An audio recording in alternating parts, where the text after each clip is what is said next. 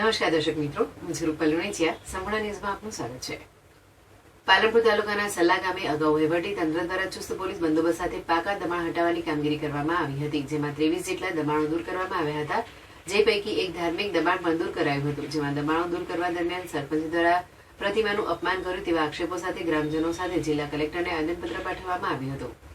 પાલનપુર તાલુકાના સલ્લા ગામે ગૌચરમાં દબાણો થઈ જતા ગામના જ વ્યક્તિએ જિલ્લા વિકાસ અધિકારીને રજૂઆત કરી હતી, પરંતુ દબાણ દૂર ન થતા અરજદાર દ્વારા હાઈકોર્ટમાં પિટિશન દાખલ કરવામાં આવી હતી. બાદમાં હાઈકોર્ટ દ્વારા દબાણો દૂર કરવાનો આદેશ કરવામાં આવતા જિલ્લા વિકાસ અધિકારી સહિત વહીવટી તંત્ર દ્વારા પાલનપુર તાલુકાના સલ્લા ગામે ચુસ્ત પોલીસ બંદોબસ્ત વચ્ચે જેસીબી મશીનથી 23 જેટલા પાકા દબાણો દૂર કરવામાં આવ્યા હતા, જે પૈકી સંત શિરોમણી રોહિદાસ આશ્રમનું દબાણ દૂર કરવામાં આવ્યું હતું. જોકે દબાણ દૂર કરવા દરમિયાન ધાર્મિક સ્થાનમાં મૂકેલ પ્રતિમાનું સરપંચ દ્વારા અપમાન કરવામાં આવ્યું છે તેવા આક્ષેપો સાથેનું ગ્રામજનો દ્વારા જિલ્લા કલેક્ટરને આવેદનપત્ર પાઠવી સરપંચ સહિત કસૂરવારો સામે કડક કાર્યવાહી કરવાની માંગ કરી હતી અને સરપંચ દ્વારા દબાણો દૂર કરવામાં વહાલા દવાલાની નીતિ અપનાવવામાં આવતી હોવાના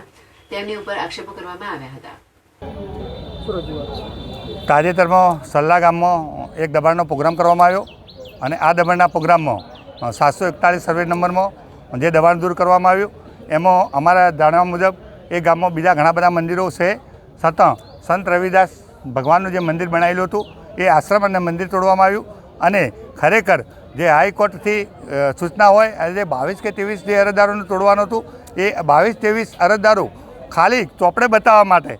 ઓરિજિનલ જે દબાણદારોને દૂર કર્યા નથી અને જે નથી એ લોકોના દબાણ દૂર કરવા માટે સંત રવિદાસ ભગવાનનું મંદિર તોડ્યું છે. અમે આજે કલેક્ટર સાહેબને આવેદનપત્ર આપી અને માગણી કરીએ છીએ કે જે સંત રવિદાસ ભગવાનનું